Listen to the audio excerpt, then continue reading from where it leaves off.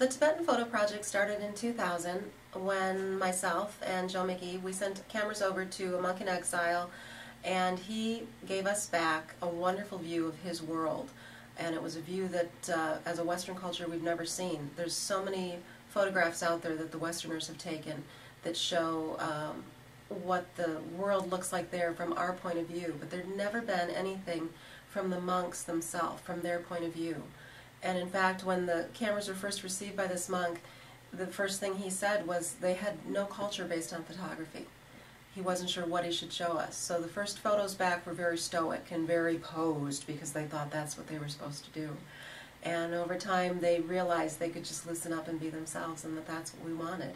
And as a result, we received a view into a window that has never been seen before. We're the forerunners on this. We're the first to have ever brought this back to others to see.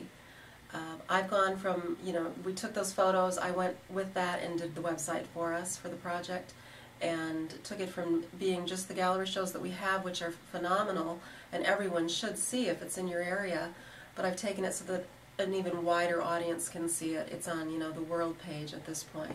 Everyone can see it if you go to our website, the TibetanPhotoProject.com. We've had Parade Magazine review us. They said they find it rewarding, which, is really about as good as you can get. And they're taking the article and writing the article about us, brought us about 40,000 hits to the website that particular day, and it got us noticed and got us attention from China, from the People's Republic, from the UN. So you can tell when you get that sort of activity on a site of that, with that type of content, people listen and people want to know what's going on and what you're showing them. We've been very blessed with what we've received, and we've met some great people.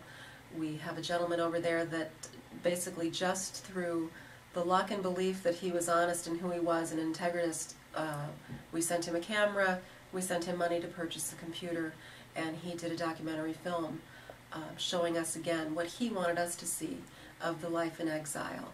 And it's a phenomenal film. It's been reviewed and been viewed in many film festivals, including both Tibetan festivals, Canadian festivals, and festivals in the United States.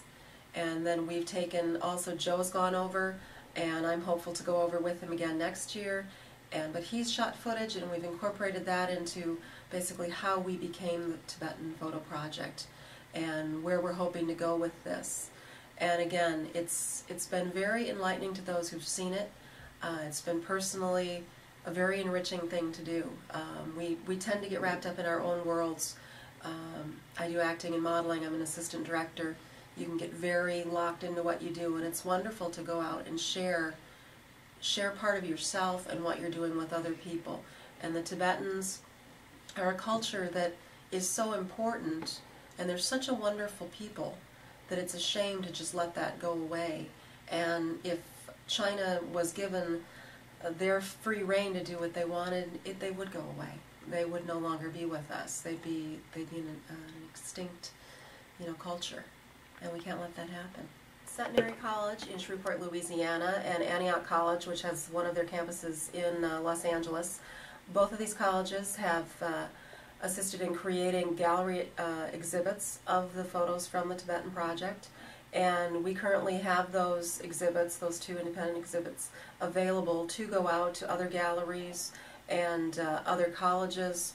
When these two colleges did their particular showings, the photos were shown in 6 cities within the United States, so it was a wonderful exhibit. A lot of people got to see what we were coming up with these images, and we're excited to get these gallery shows placed in other galleries and or with other colleges within this year, so that we can keep sharing what's going on over there and the great images that are coming out of that area.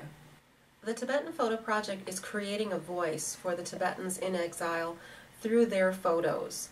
And so every time these photos are seen, be it on the website, be it through the gallery showings, or through the different slideshows and lectures we do using these photos, their story is told. Within the Tibetan Photo Project, the images that we are receiving, all of these are from the Tibetans' point of view. It's all from their eye, as opposed to the Western eye. We give them no direction as far as what they should shoot, only that they should share with us what they want us to see.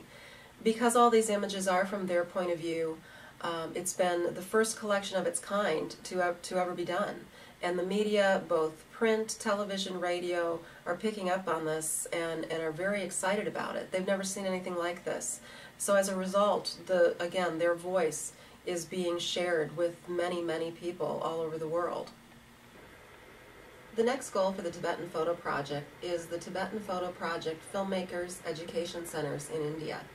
And what we want to do with that is we want to set up hopefully 5 different centers where we have the computers with the programs on them that can be used to edit films, as well as the cameras, so that the Tibetans can go in, they can check out a camera, they can go out and shoot their own documentary type films, they can come in, they can learn the process of how to edit the films.